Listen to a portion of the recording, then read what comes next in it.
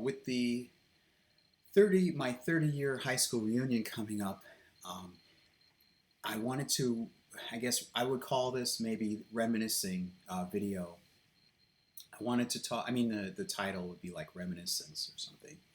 I just wanted to introduce you to the kind of person I was and what I was doing, what I was engaged in. Um, 30 years ago was I graduated in June 1994. It's a whole different time.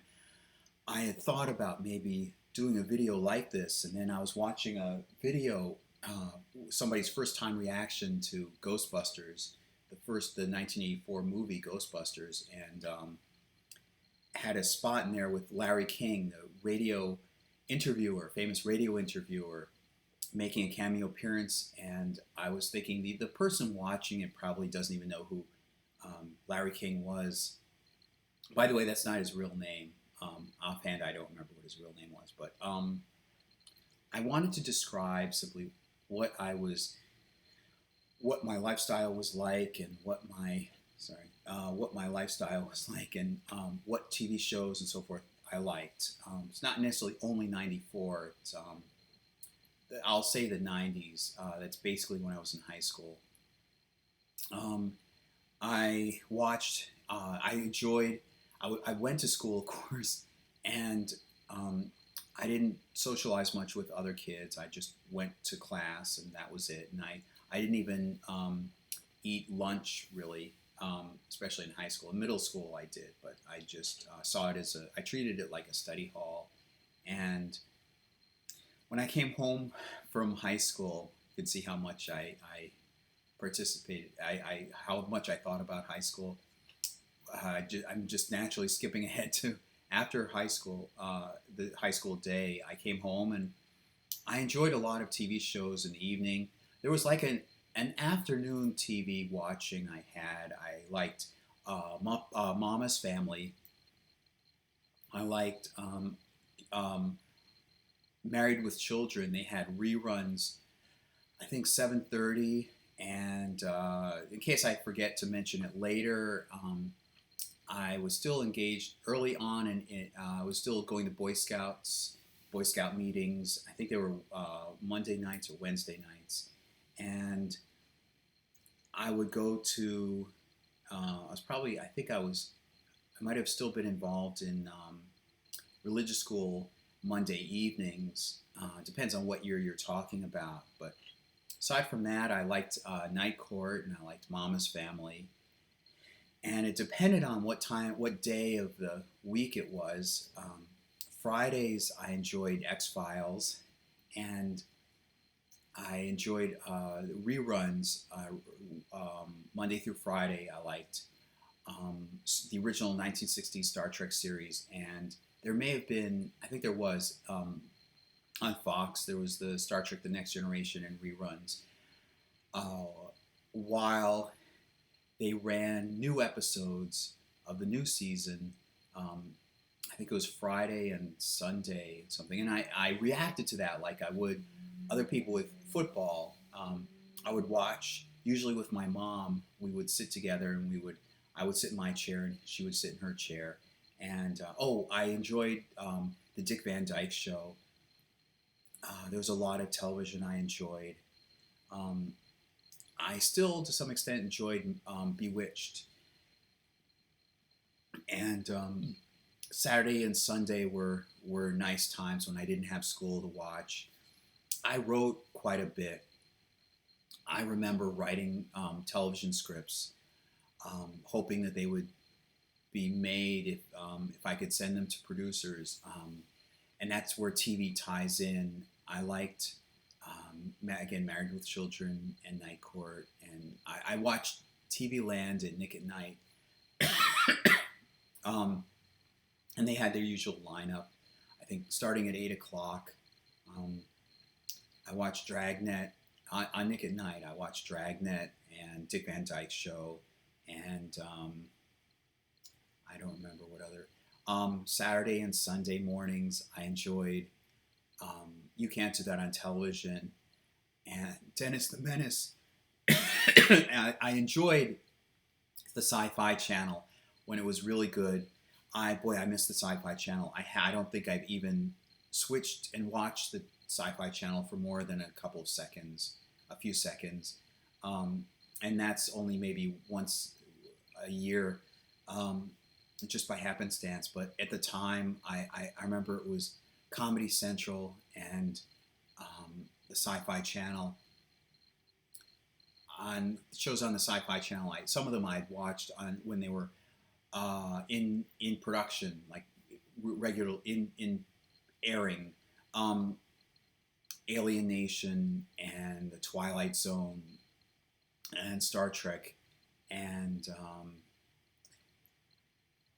I remember Sci-Fi Buzz. I remember Saturdays and Sundays watching Sci-Fi Buzz, and which was a news show. It was like a news magazine show hosted by one person, and he had a couple of other people who were kind of in the background or would appear once or twice during the episode. And it was one host, and it was like Dutch camera angle kind of filming, and he would just simply introduce interesting things. It was almost like reading a magazine devoted to science fiction, horror, and fantasy.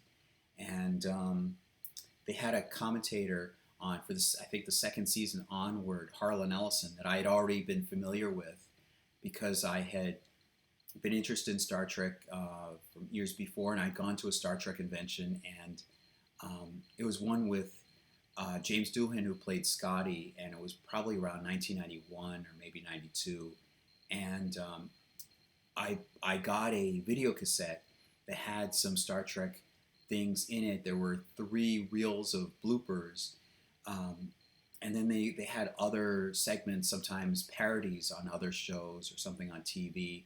And there was one that was from 1976. It was an airing of an interview show called The Tomorrow Show, and it was hosted by Tom Snyder. And in '93, I think the January '93, they had I discovered shortly afterwards there was a channel CNBC which had I think financial news during the day, but in the evenings they had talk shows, and I had been listening to radio. See, it's coming back to me. It's partly why I wanted to show you why I wanted to do this for my own sake, to remind myself and the kind of person I wanted to introduce you to.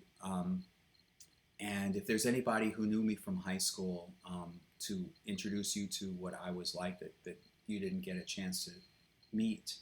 I was listening, I enjoyed talk radio, and I was especially interested in ideas and thoughts and politics. I saw politics as an engagement. People were actually politicians, and the current administration, the Clinton administration, was trying to improve the country, and politics then wasn't as nasty. It was somewhat, it was it was partisan, but it wasn't as nasty as it is now. It was still somewhat social, and for a while I enjoyed the entertainment value of the Rush Limbaugh show, and I would listen to Dr. Laura Schlesinger. She would take calls from listeners wanting relationship advice, and I enjoyed Dr. Joy Brown. I hope that doesn't ruin the video. My chance to upload it, and if it does, it's all is for naught. But I enjoyed listening to talk radio and just by myself, and I would write and or type away at the computer script or something related to Star Trek, something creative or something intellectual, like productive, and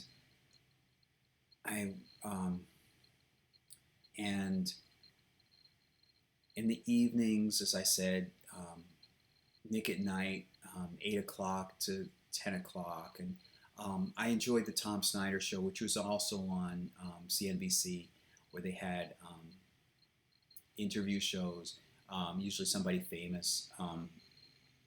And his was an hour, and I enjoyed his humor, and I enjoyed just watching him. He was very entertaining, not just entertaining, but very sociable. Like you could relate to him as a human. I mean, as a friend. He came across as a friend, simply on the other side of the TV screen. And I listened to the Larry King show on the radio. That was, I think, on at 3 o'clock until 6. And then sometimes at 9 o'clock on CNN, he had the Larry King show. I mean, he had Larry King live. He would interview newsworthy people and sometimes celebrities, and that ties in somewhat with talk radio, which also ties in with politics. And I enjoy listening to Jim Bohannon. Um, he would come on at 10 o'clock on the radio, and it was an interview show, and he would interview a guest. His first 2 hours, each of those first 2 hours was devoted to a different guest, newsworthy guest, and he would take calls from listeners about halfway through the hour, and then the third hour would be just open phone Americas, where he would let callers call in with random topics. And I was at 10 o'clock, from 10 to 1, and I remember at 1 o'clock, I was still staying up a little bit, and it was Art Bell, Coast to Coast AM, and that was the paranormal for the most part, and Egyptology and so forth. And I remember 7 to 10 was the Gil Gross show, and 4 o'clock to 5 o'clock, I remember, it was 1 hour, or no, 4 to 7 were 3 episodes, repeated, but they were like saved up. Anyway, of it was the Gil Gross show. It was Dr. Dean Adele, who would give medical advice, and he periodically would slip in medical news, interesting medical news, and it was a nice, simpler time. Um, and I remember sometime I would enjoy Golden Girls, and I remember this gets more into the 80s. I don't know.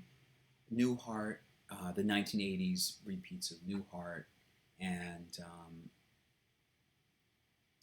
I read books about primarily UFOs, and just for the simple pleasure of reading about these different interesting cases and speculating what could have happened. And there's a whole interesting lore behind how ufology evolved over time, and different famous entertaining cases. I'll be frank, there's some entertainment value in that. And senior year, I started writing poetry for somebody and tried to get get attention from the person, and just respect, and just showing off a little bit my talent. And I hadn't really written poetry before, and I felt very energized, and I felt it's something new, and it's a nice talent that I enjoyed doing. And I remember Transformers to some extent I still enjoyed, although I don't remember playing with the Transformers anymore, or looking at the Transformers much. I remember an art class in school, that was one of my favorite topics. I mean, because I was good at it, but I didn't really share it with many people. I guess I didn't draw as often as I used to earlier on when I was in middle school, and especially elementary school. And I'm a friend. In terms of friendship, I was, because of UFOs, a lecture. There was an author speaking at Cornell in '92. I think it was April '92, and I went for 2 nights. And I found out about that because of somebody who had a library at community college, where he went to, his alma mater, sort of. And so he he was pretty proud of the collection. It was there was concerted effort on his part to keep out the real wacky stuff and have it be more um, critical and have it be a higher class material. And so unfortunately, it had to be it was destroyed. Um, and I got many of the books that were there, several of the books that were there. Unfortunately, I left many of them behind because of some stupid thing I had to move. But I'm buying back. I'm trying to reconstruct that library that I had, and I remember the books I had, and I remember working out stuff about Star Trek, the lore, and figuring out references in the TV show. And I had just begun writing in '93. I had begun writing an outline or two for movies that I wanted to write. Um, I was looking forward to going to Los Angeles. I was looking forward to going either during college. I mean, a college in Los Angeles, or shows you where my head was in terms of planning. But I didn't really have money. My mom didn't have money, so I guess it was a fantasy. Um, but I was already writing something I'm proud of. I was writing a movie, kind of a science fiction romance or fantasy romance with a mermaid and a scientist, and I was just intrigued by a moment in the movie Splash where Madison mermaid is in the tank and there's a scientist on the outside, and then they look at each other, and or at least he looks at her, and from that moment, that glimpse, I thought about what if you had a movie about something like that, only they try to communicate with each other non-verbally, and they build some kind of friendship relationship. Um, and I wanted to also do a movie about, it wasn't J. Allen Hynek, it was not James Swords. Darn it, I forget the name of the. There's somebody who was studying UFOs. He had academic credentials. I mean, he had highfalutin credentials, and he, it seems, might have turned around J. Allen Hynek's mind about his attitude about UFOs. And